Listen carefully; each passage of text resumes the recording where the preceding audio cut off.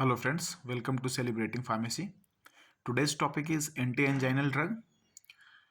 वो ड्रग जो एंजाइमा पेक्टोरिस में या फिर चेस्ट पेन में यूज होता है उसको हम एंजाइनल ड्रग बोलते हैं।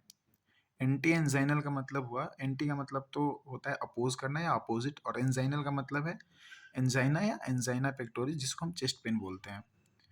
एंजाइना पेक्टोरिस क्या होता है पहले ये हम देखते हैं।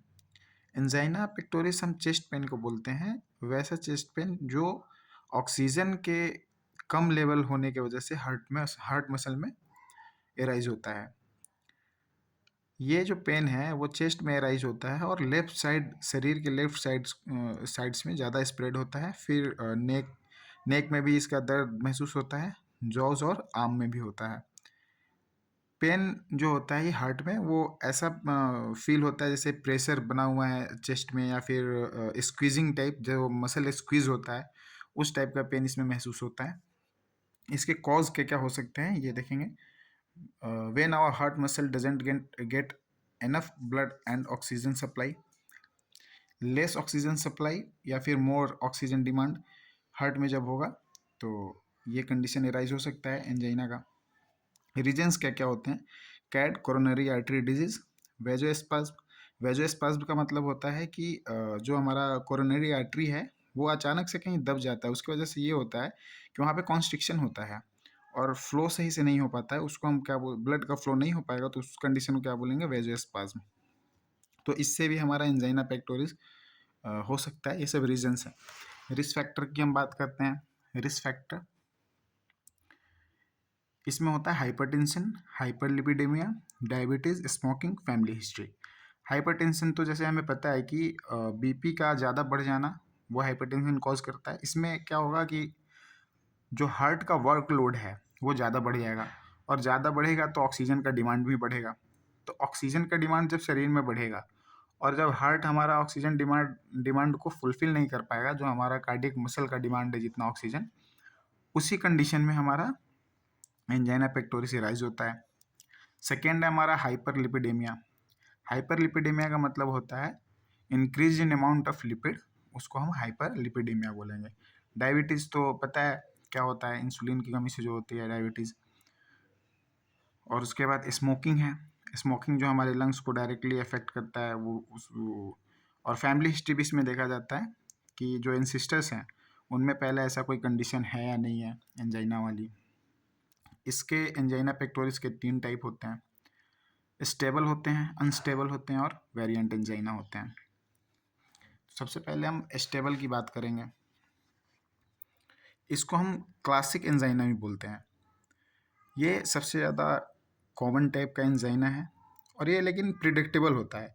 ये हमें पता होता है कि अटैक हो आ सकती है, ऐसे कोई हार्ट पेन वगैरह हो सकता है, क्योंकि ये कॉज जो होता है वो एक्सरसाइज से होता है, इमोशनल बिहेवियर से होता है, या फिर वर्कलोड बढ़ने से होता है।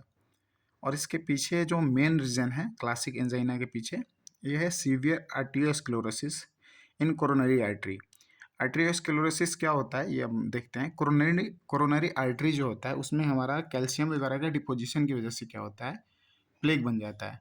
प्लेग बनने की वजह से क्या होता है, हमारा जो स्पेस होता है ल्यूमेन में, वेसल के ल्यूमेन में, वो कम हो जाता है। और कम होने की वजह से क्या होगा, फिर ब्लड प्रेशर बढ़ जाएगा, और फिर ब्लड प्रेशर बढ़ने की वजह से क्या होगा, ये कंडीशन एराइज कर देगा ताकि हमारे चेस्ट में पेन होने लगे। उस कंडीशन को भी हम क्या बोलेंगे, स्टेबल एंजाइना।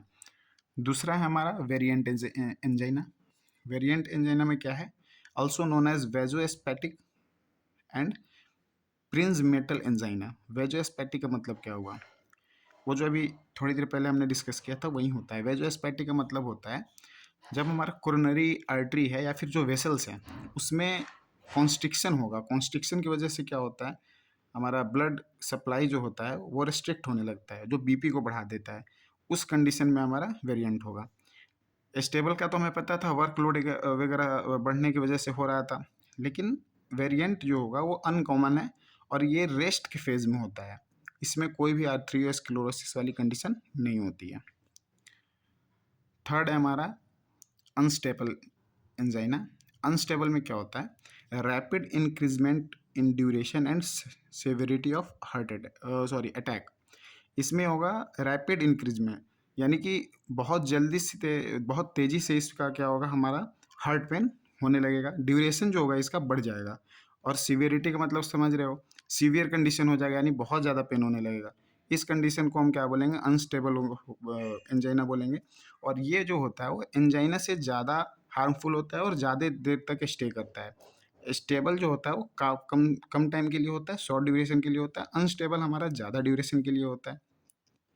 इसमें क्या होता है, फॉर्मेशन ऑफ ब्लड क्लॉट हो जाता है हमारे वेसल्स में। अब ब्लड वेसल्स में जब ब्लड क्लॉट फॉर्मेशन होने लगेगा तो ब्लड का सही से सप्लाई नहीं होगा, और सही से सप्लाई नहीं होगा तो ब्लड ही ऑक्सीजन को हमारा कैरी करेगा। तो जब ब्लड में वापस से हमें जब कार्डियक मसल को ऑक्सीजन नहीं मिलेगा तो उस कंडीशन को हम क्या बोलेंगे, एंजाइना। और ये अनस्टेबल का कंडीशन है जिसमें ब्लड क्लॉट का फॉर्मेशन हो रहा है। तो ये 3 टाइप्स थे। आगे के लेक्चर में हम इसके ड्रग्स वगैरह के बारे में देखेंगे कि कौन कौन से ड्रग्स हैं। आज के लिए बस इतना ही। थैंक्स।